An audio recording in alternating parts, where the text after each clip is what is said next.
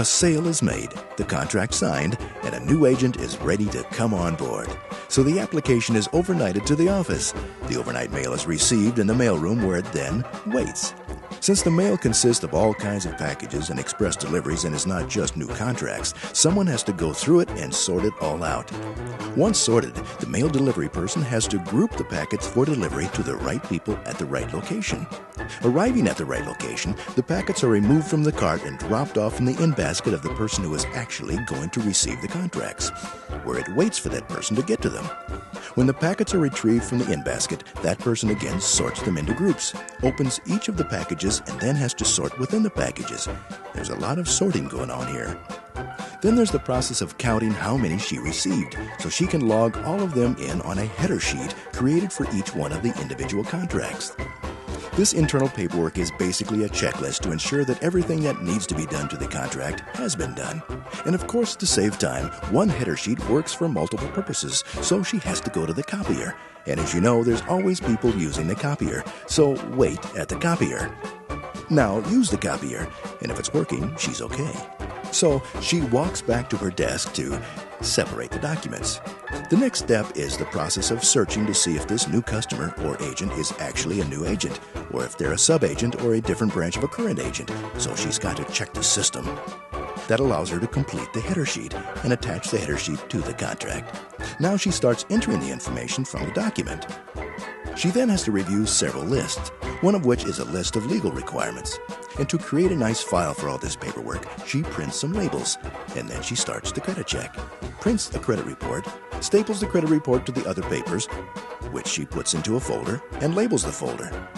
She will complete several contracts for several clients, which wait in a stack, until the entire batch gets transported to the next process. What has been done so far is a lot of clerical prep work. Now the basic paper and information is dropped off into a business group, where it waits until that person has time to get to them. This person picks up the files one at a time and goes through a review process for each file. He will review his OFAC list, and because he is a higher skilled business analyst analyzing the contract, he will record the information he finds necessary. He then must check an MG list, which is a legal requirement guarding against competitive infringements. He continues to record his comments, and after everything looks okay, this business person executes the contract by signing the contract. He reassembles the files back together and puts them back on the file stack again, where they will wait again. Eventually, he will carry the files back to an area that is actually adjacent to where it started and drops them off in a stack there, where they wait. The stack is picked up again and sorted again because the next process requires that they be organized a bit differently, then carried back to her desk. She selects a file, and because this contract has been approved through all the basic credit and other requirements, she must update the system by entering more data to get them set up.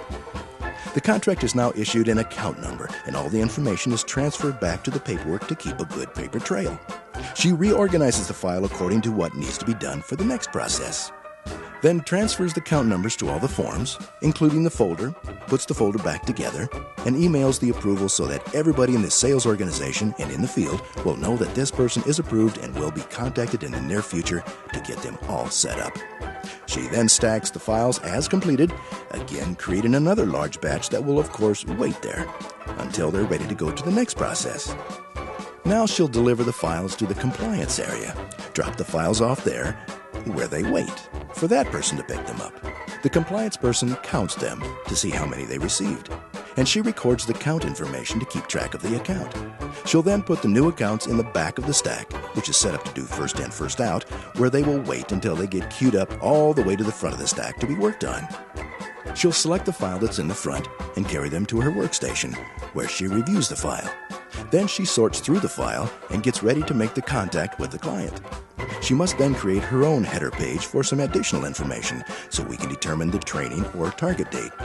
She'll record the dates targeted for training, finish the data entry of information needed in the system, order the equipment, and order the checks and supplies. Now she'll make a welcome call, which is the first contact with the customer since the contract was signed by the sales agent in the field. If by chance she can't get a hold of that person on the phone, she must set it aside, wait, and call again and again until the call is successful.